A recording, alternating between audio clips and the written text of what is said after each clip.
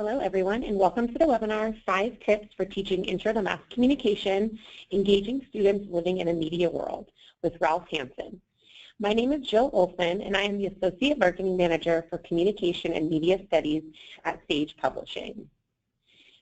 We're now going to take a moment to answer a quick poll, and we'll be covering this topic later in the presentation. Please take a moment to select all that apply.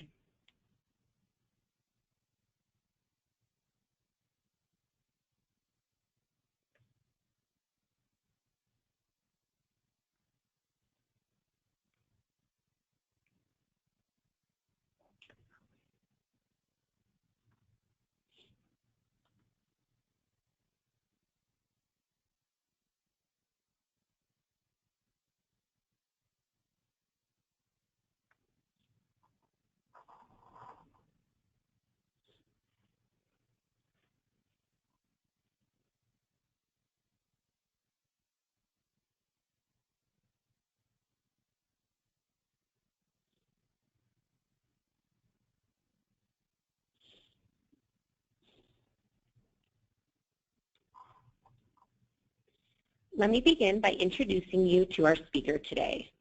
Ralph Hanson is a professor in the Department of Communication at the University of Nebraska at Kearney.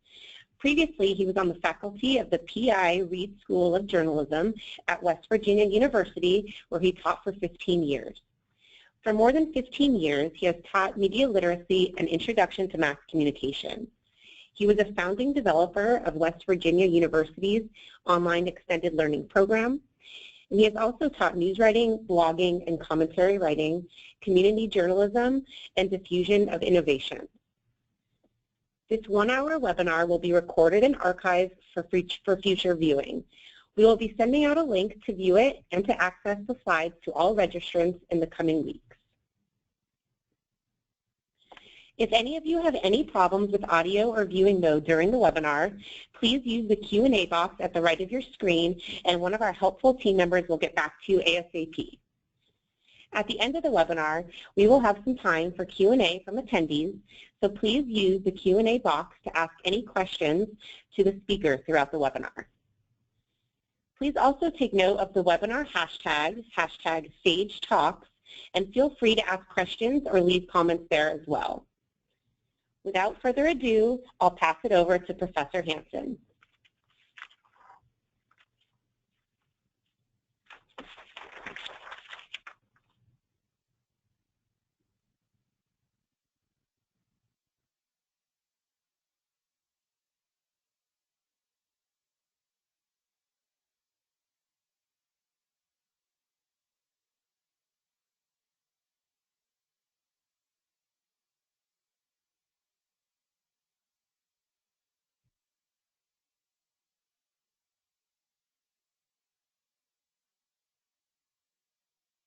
Professor Hanson, I believe you might be muted. If you could please try and unmute your computer. Yes, I might be muted here. As I said when I was muted, I haven't tried doing a webinar before. I've done in-person presentations on similar subjects in the past, but we'll see how it goes. So thank you for getting me back online here. Anyway, thank you all for joining us today, and we're going to be talking about some ways of engaging and interacting with students both in person and through social media within your Intro to Mass Comm class, although as I look through what I'm talking about, you could use this with almost any class at all. Anyway, I'd like to start out with tip number 1, some classroom activities to help us reach out to students. And I've got a couple of things within here to try. And the first of these is one of my favorite activities, and I call it the Media Sit-Down Quiz. And I typically teach my class at 9:30, 10 in the morning, which is an ideal time to do this sit-down quiz because it's early enough in the day to make it work properly. And the goal of this is to help students understand how important media consumption is in their life. So I have all my students stand up, and I tell them when I talk about something that they've done already today, and by today I mean since midnight, since that's when the day starts. And so I have them sit down when I say something that they've done so far. And I start going through a list of media for them. And I'll start by saying, so if you have read a book since midnight, sit down. And we'll get a few. And I'll say, if you've looked at a magazine or read a newspaper, and then I'll get a few more, sit down. And then I'll hit something that's more likely to have had them be doing something. I'll say, if you have listened to radio or listened to pre-recorded music, sit down. And at that point, most of them will sit down. And then I'll say, how many of you have been on social media? And at that point, all of them will sit down. And so we'll have established that all of them have done some form of media consumption since midnight. Then I have them all stand back up again, and we do the second round of the quiz. And I ask them, sit down if you have eaten since midnight. And a lot of them will sit down, but there will still be, if it's a morning class, I will still have a moderate number of students who are standing, who have not yet eaten. And then I'll have them all stand back up again, and I'll say, how many of you have showered since midnight? And I'll say, I know. Many of you showered at 10 or 11 last night, so you didn't take a shower this morning. And about 2/3 of the students will sit down because they have showered since midnight.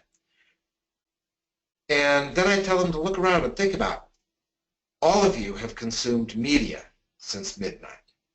But a number of you have not eaten since midnight, a number of you have not showered since midnight. And so consuming media is the one commonality that all of you have in common, of something that you've all done since midnight. And it helps get across the idea of how central media are to our existence. And I think that students catch on pretty quick to this, and I get some laughs from them on it. But I also think that doing it in a visual way gets the message across well. And this is something that works well whether you're working with a small class of 25 students or with a big lecture section of 350 students. And I've done it with both, and I find it to be a really fun kind of activity. I have another first week of class activity. It works in some ways better with a small class, at least if you're going to do everybody. And this is the earliest media memory activity. And again, I'm trying to get them to think about how central media has been to how they have grown up, how they have lived. And in the case of my smaller classes, I just start going around and I ask students to share their earliest media memory. And I encourage them to give a full range of responses. Tell them this might be listening to music on a record or over the radio or reading a book as a kid or having a book read to them or a movie that they went to or watching a sporting event on TV, or maybe it is a news event. For me, I talk about when I was in first grade and the Apollo 1 explosion on the pad took place. And I'll tell them that I would like to say that my first memory was the moon landing, but that wouldn't be true because my first real news media memory is of that Apollo 1 explosion. But I also encourage them to think about what it really was for them, whether it was music, book, movie. And on one occasion, I put together a series of blog posts based on those, and I tried to put up either a photo or a sound clip or a video clip that connected to each of these memories. And I was surprisingly successful at being able to find things, including I had a young lady who was an immigrant from one of the old Soviet republics, and she had a Russian fairy tale, and I was able to find it on YouTube. and put it up. I do not put their names up with this because I don't want to be embarrassing anybody about childhood memories. But I think that it's really fun showing this wide range of memories and media use that people have had. This one that I have up here on the side of the screen is from a student talking about remembering watching Lion King again and again and again and again. The goal of all of these activities is sort of twofold. One is getting students talking and engaged, feeling like they have a handle on it. Yes, this is a part of my life. This is something that I am involved with. This is something that I think about and have feelings about. But it also gives you a handle on some personal information about your students that helps you get to know them. I know some of you are really good at recalling names and connecting names to faces, and within a week you'll all know who all your students are. I'm not really good at that. I have trouble connecting names with faces. And so having some sort of a behavioral bit of information, something about their media use, helps me learn who these students are. The second tip that I've got for us today is talking about making use of the right social media tools in the classroom and how these various social media tools will let us do different things. I believe you did a survey as you came into the seminar today on some of the social media tools that you all have been making use of. And if we could bring those up now. Okay, great. And we see that roughly half of you use social media in your course and half don't. Of the ones that we have listed here for you, 38% of you are using Twitter. I'm a big Twitter user. 15% of you are using Snapchat. And when we get to the question and answer portion of this, I'm going to ask some questions about how you're making use of Snapchat. Instagram, about 15%, and Tumblr, about 15%. The one that I didn't ask about was Facebook, because I'm assuming that almost all of you have Facebook accounts, whether you use them in relationship to your course or not. Okay, if we go back to my slides, please.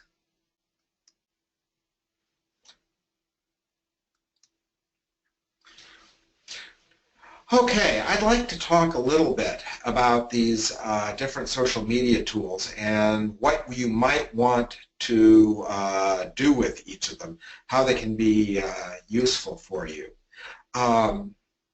Twitter is probably my favorite one, and I like to use it for sharing links to articles in a variety of places, sharing opinions from people I'm reading, and collecting feedback. It's very easy for students to respond to you, to things that you have posted. The responses that they give will be listed underneath the tweet that you originally sent back. If students want to forward what you've been doing, they can do that. We'll talk a little bit more about some other uses of Twitter and social media, especially in terms of research. But in terms of interacting with students, I think that Twitter is a really nice one, and it is typically one that people are relatively open with their accounts. They're less likely to have those closed off than they are with some of their other accounts. Tumblr is maybe one of the smaller social media networks out there, but one that I find enormously helpful. And I have a Tumblr out there. If when this is done you want to take a look at it, it's at ralphehanson.tumblr.com. And I use this to share video, graphics, photos. It's an easy-to-use archive. Anytime I find a video that I'd like to hold on to, that I might want to use for something, all I have to do is go into my dashboard on Tumblr, paste a link to the video. I don't need an embed code or anything. Just paste a link in, and then I have that video or that graphic stored for as long as it is out there. And very oftentimes, as I'm waiting for students to come to class, I will have a video played anywhere from 10-minute long to 2 minutes. And it's not something that I want to require, it's just something that's kind of fun for them to be watching. And typically those are all stored on my Tumblr. And it's quick and easy to do. Instagram is the popular photo sharing service. And in addition to being a good way of archiving and sharing photos, it's also a neat place where you can do some photo manipulation and create some images that you might want to use on slides. And even if you're not an expert on using Photoshop or some of the other photo manipulation programs, you can do some real simple but dramatic manipulations using Instagram.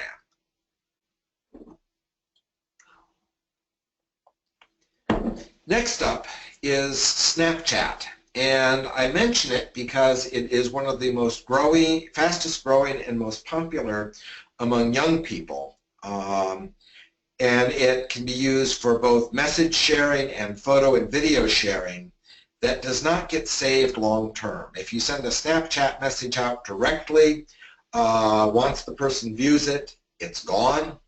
There are other ways that you share things on Snapchat, and they're available for a day or for a week before they go away. The only thing that I would caution you on is that, as we have seen from several hacking situations, it is possible to archive things on Snapchat and have them come back to haunt you. So although supposedly they're up and gone, don't count on it. So it's a great way to share things that you'd like to send out quickly and instantly, but don't assume that they automatically go away. Excuse me. The remaining ones here are ones that are not as common, except for Facebook, the ones that are not as commonly used. But I think the one that is most interesting to me is Periscope, which is a tool that lets you broadcast from anywhere using your smartphone. And as long as you have enough data on your plan or else you have Wi-Fi, you can broadcast to as many people as you want from anywhere. We had a really dramatic example of the power of Periscope last spring when the Democrats in the House of Representatives were having a sit-in protest on the House floor. And the Republicans had closed out the session, and the Democrats didn't want to go away. They wanted to keep talking. And so once, of course, the session was officially closed, the C-SPAN cameras were shut off because whoever is in control of the House controls the cameras. Well, the protesters on the floor of the House of Representatives were able to start broadcasting via Periscope, and C-SPAN started carrying the feed from Periscope. So taking the social media feed from Periscope from a couple of congressmen and broadcasting that worldwide over C-SPAN. Now, that's sort of a big dramatic use of it, but you can also use Periscope for my son uses it on his student radio show and uses it to get feedback from his listeners. And so if you're doing something with a distance learning class, you can send out a broadcast that way and get feedback through it. Vines are short video that sort of keep replaying on a loop. And if you have video editing skills, you can use that to create your own Vines. Oftentimes with current events and news, you can find Vines that are out there and use them as a fun example to go with your lecture. Yik Yak. Yik Yak is a supposedly anonymous service where people on university campuses can share gossip and talk on their campus without having to have their names attached to it.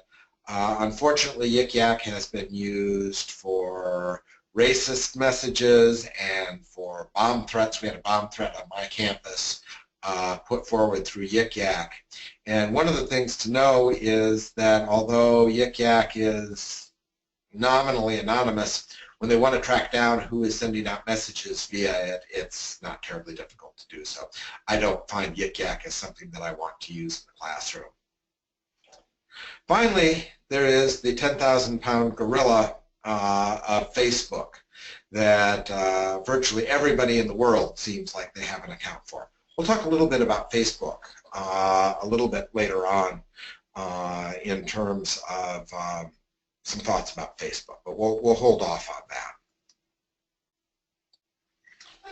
Tip 3, how do you present yourself on social media? This is something that our students, when they come to college, are typically given part of their freshman orientation or a session about presenting yourself on social media, but it might be something that we want to talk about as faculty as well. There's a lot of debate about keeping your private and public self separate on social media.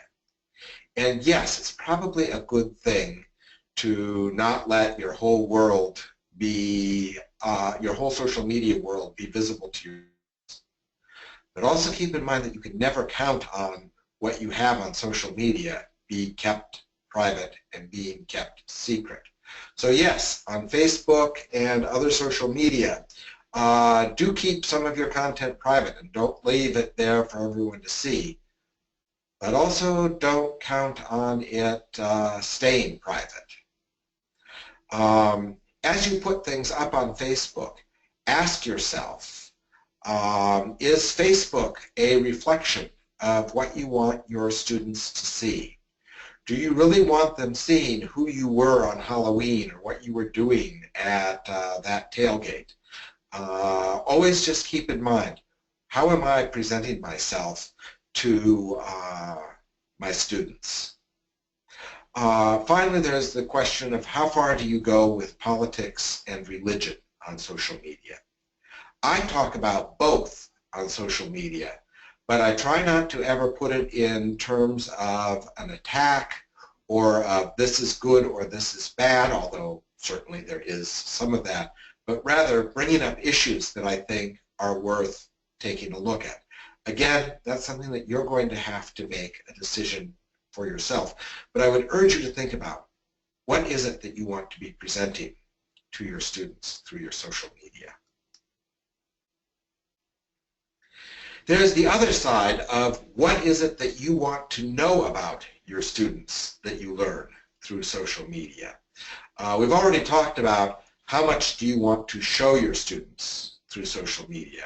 But the other question is, how much do you want to know about your students through social media? If you talk to your kids, they will talk about the idea of creeping on Facebook or social media, which is where you go through and look at all the things that you might be able to learn about somebody just by looking at their social media site. And whereas it can be interesting to go into the world of students on social media, you might find that you're better off having limits on how far, even when they want to reveal things, whether these are things that you want to know. By and large, I do not friend my students on Facebook. Even when they submit a friend request, I think about it, whether I'm going to take it. Now, people who have graduated and who are no longer my students, sure. But think long and hard about how close of a relationship you want through social media. The one thing that I think that social media is absolutely fantastic for is staying current through social media. And I think that, you know, we have a lot of talk these days about how people are in informational silos, that you're only seeing things from a certain point of view. This is one of the things that I talk about in the 6th edition of Mass Communication, Living in the Media World, how different people with different political orientations live in different media worlds, pay attention to different media. And I try very hard, especially through my Twitter feed, to branch out, to find smart people I disagree with. I don't need to like who I'm following. I need to appreciate that they have something worthy of listening to. Now, I don't follow stupid or offensive people or people who are just spouting out and out lies. But I do think that it is, I listen to people who are saying things that are not necessarily my cup of tea. And so my big advice here is find smart people you disagree with to follow. And one of the ways that I go about doing this is using lists on Twitter. Now I follow, I don't know, roughly 1,000 people on Twitter, and that can make it hard to stay current with what people are doing. And so instead, I make lists that I can look at of people who are talking about particular topics. So for example, I have a list devoted to motorcycles. I have a list devoted to advertising and public relations. I have a list of Twitter people about student press. And as you may have guessed, I have one devoted to space programs. I also have one to Nebraska political news. I have one to media commentators. And it gives me a way when I want to get in and dig in quickly on a particular topic. I have a way to do so. And that sort of sums up my 5 tips for teaching Intro to Mass Comm and interacting with the world and with my students. And so I will throw it back to our moderator.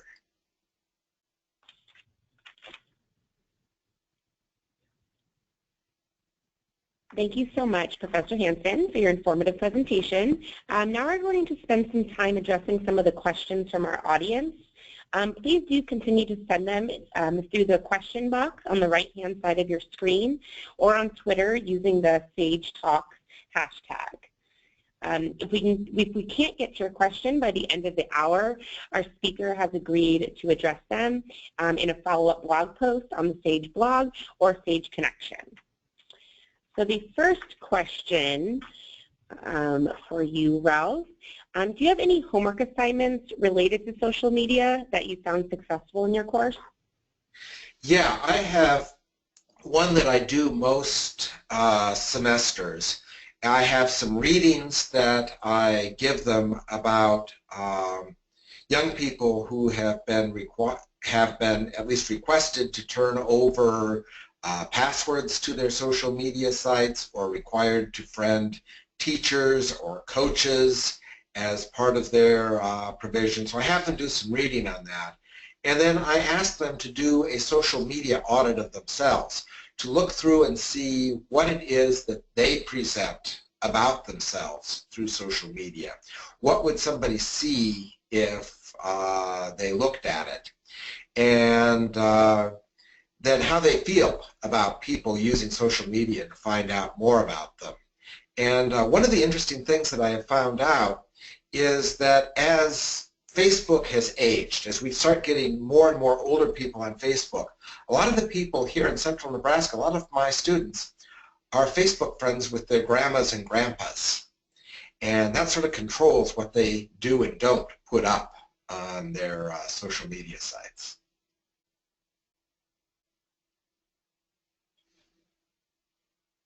Okay, thank you.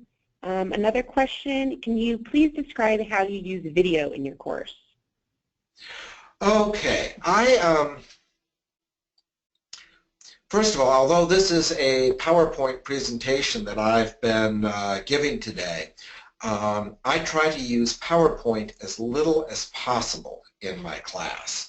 I use it on days where I'm lecturing about complex topics, but nevertheless, I still have a computer and a projection system in my classroom, and although I do not use it for PowerPoints, I very oftentimes use it for video. And as I mentioned, I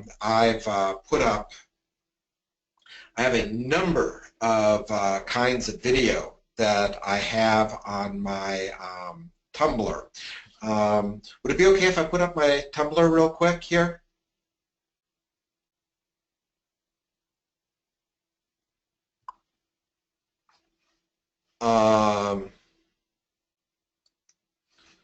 Let's see if I can get this up for you. So right now up on Tumblr, I have some pinups of American founding fathers, not video.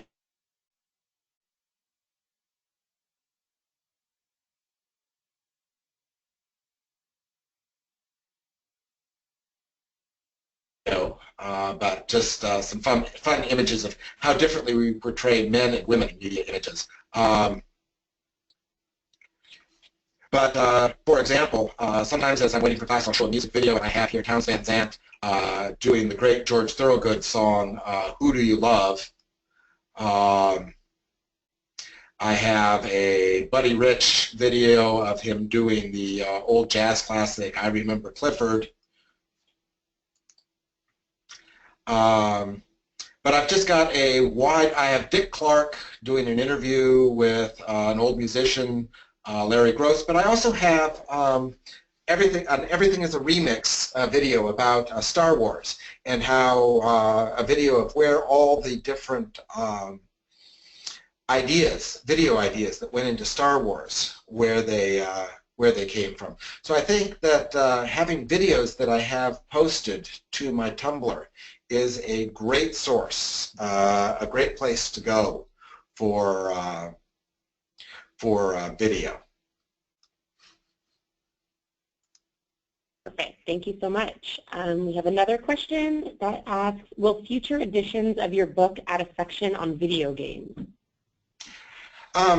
There is already the 5th edition already has a modest section on video games, and that is expanded substantially. At the risk of going a little bit too far inside baseball here, there is now an A head in the interactive media chapter on video games.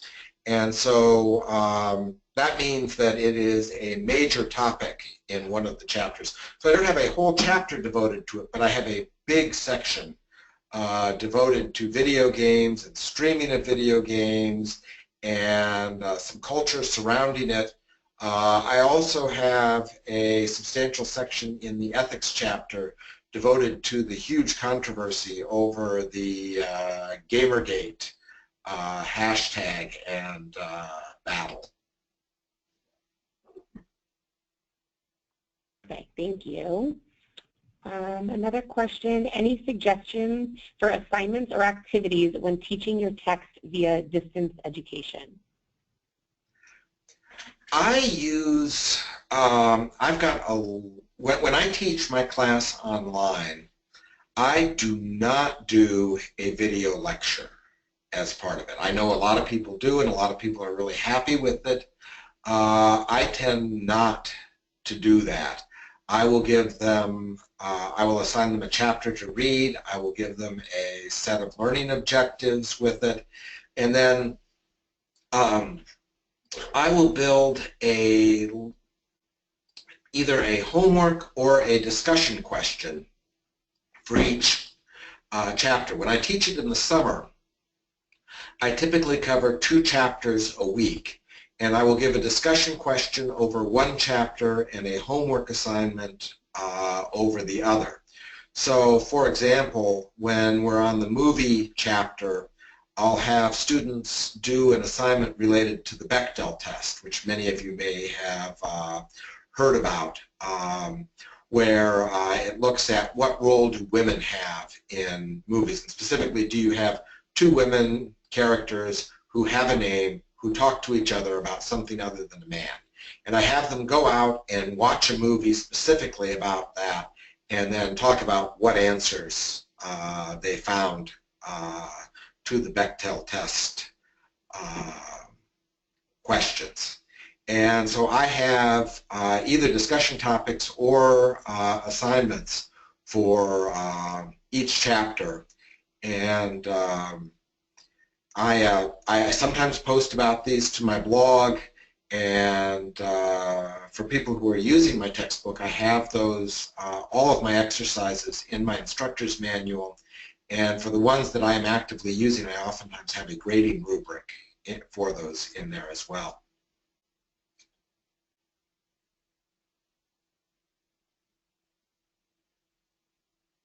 Perfect. Thank you, Ralph. Another question, do you ever have students in your class that do not use social media? How do you address that? I have had a few students who use no social media. I have had sections of class where I asked them all to have a Twitter account and to be making use of it. And I also tell them that if they already have a social media account but they don't want to be sharing everything with the class, they are welcome to create a new Twitter account to use so that they're not sharing their own personal material through that.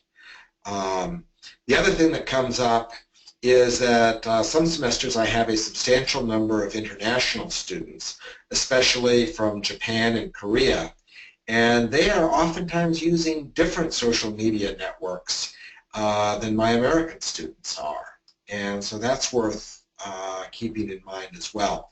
But I think that it is reasonable, if you're wanting to make use of social media, to ask students to, if they don't already have a Twitter account, to set one up for the use of the class.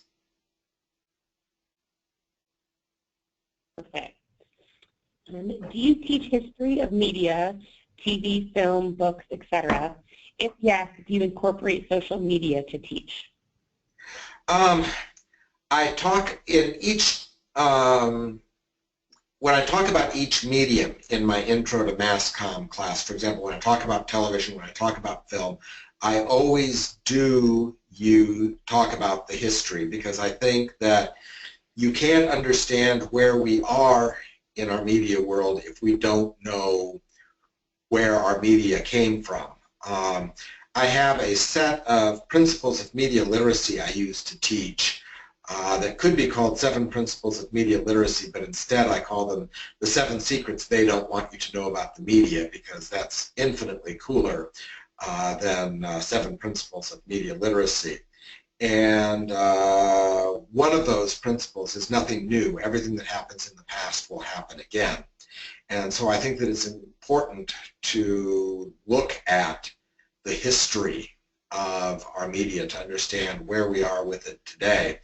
And yes, I will use social media for that. For example, on my Tumblr, I have a number of short animations that have been created from the Moyberg animal locomotion photos of people, showing people in motion, and then a number of people have made really, really short films animating those still photo clips. And I have those up on my Tumblr to use. And I've come across a variety of historic media. One really fun thing is I follow a Twitter feed that is John Quincy Adams' diary. John Quincy Adams kept a long-running diary and typically wrote single-sentence entries per day in it. In essence, he was writing tweets to himself back in the 1800s. And there is a presidential history organization that is tweeting out John Quincy Adams' diary on a regular basis. And I think that's a great way of looking at early notions of how we might use very short messages to convey important information.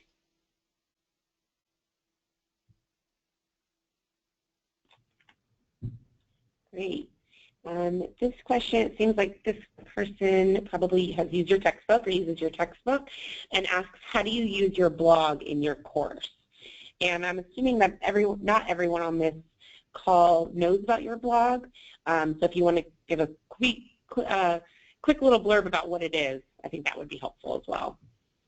Okay.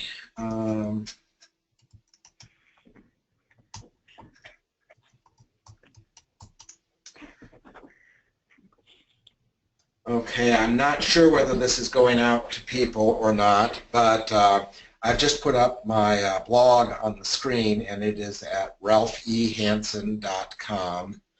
And very roughly, I try to use my blog as the pre-rough draft of everything that goes into my textbook.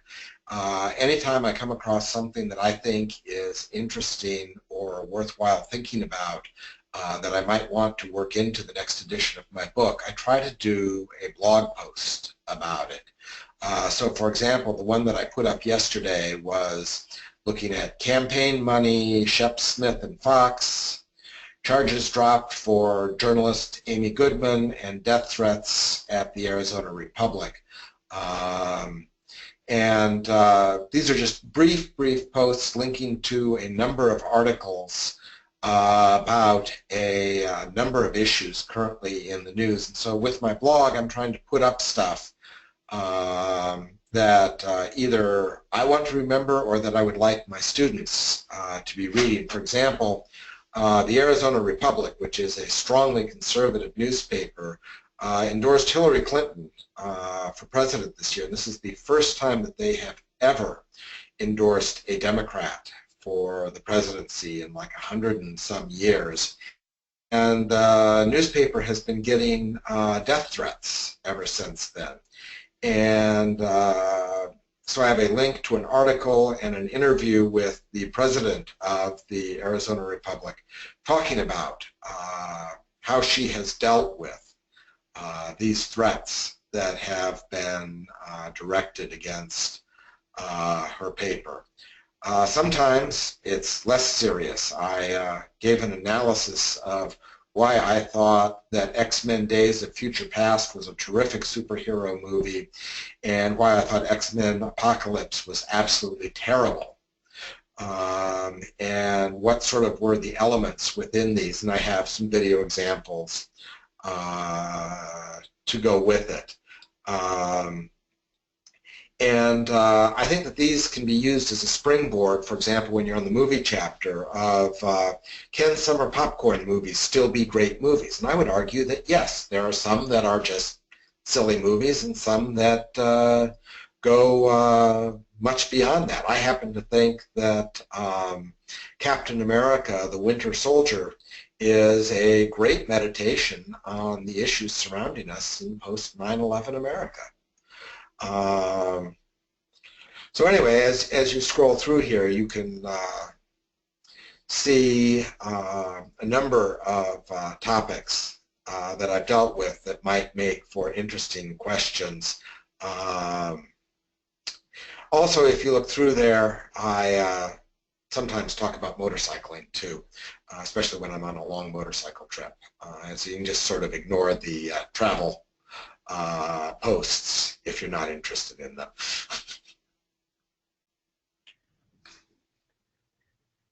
Perfect. Thanks so much, Ralph. We have another question asking, can you use social media to encourage critical thinking? I absolutely think so. I think that I just saw something today that I tweeted about and that I'll probably do a blog post, which was advice to people on how to make judgments about information that you see on social media. And in essence, should you be sharing this? Should you be retweeting it? And of how to go through and background yourself and decide, is this credible information? Is this useful? Will I look smart or stupid if I share this? And I think that you can put together a great exercise on Twitter of material that people are seeing and holding them up as examples of smart or stupid. Maybe find a more diplomatic way of putting it. But I think that the material that shows up on social media is a great way of looking for and teaching about critical thinking skills. Trying to make a prediction of whether something is going to be true or false, and then just doing the simple checking on Snopes about things.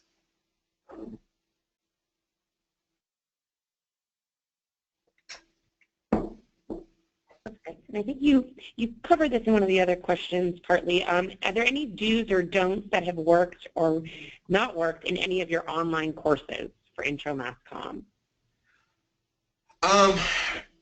The thing that does work, and regardless of what you do, you always have to be trying to engage your students.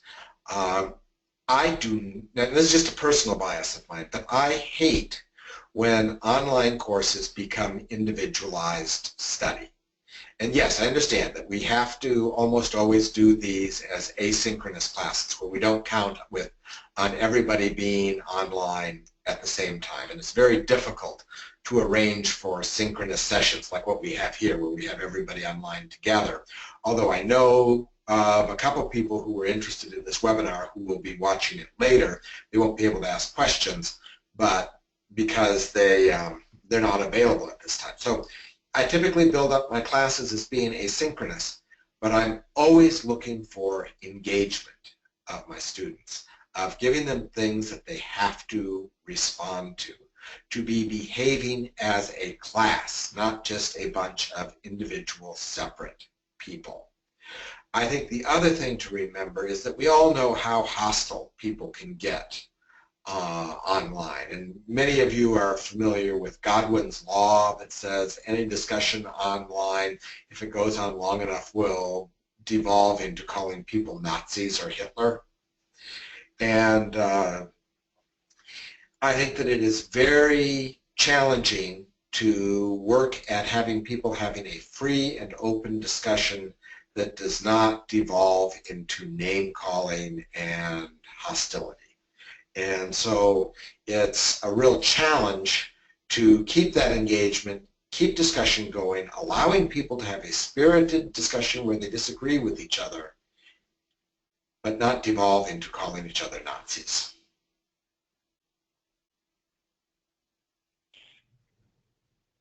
Great, and this is kind of a follow-up question that asks, do you provide your students with any guidelines for their social media assignments? Yes. The social media assignment, I oftentimes use social media as a way of sharing with students. I tend to use social media more directly in some of my upper level classes. Many of you are probably familiar with the blog Humans of New York, a photo blog that has photos with a brief paragraph story that goes with it. And in my reporting classes, I have a blog called Humans of Kearney. That's a Tumblr blog. And I have students publish every week a Humans of Kearney posting. And I give them very specific guidelines of what I want them to be including in that. This spring I'm probably going to do more with Twitter assignments from my students, and we'll see how it goes. But yes, whenever I give a social media assignment, I always try to be as specific as possible in what I'm looking for, because otherwise students can sometimes be at a loss. Yes, they're digital natives, yes, they are so involved with it, but when it comes to actually using social media for useful purposes, they do still need guidance.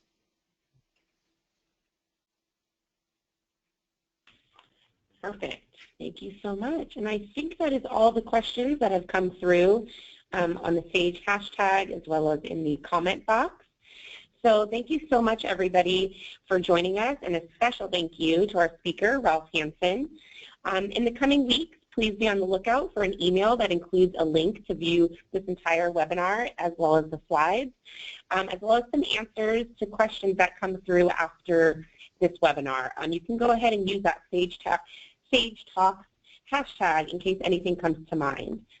Please stay connected with us on our blog, Sage Connection, for information about upcoming webinars. Thanks so much.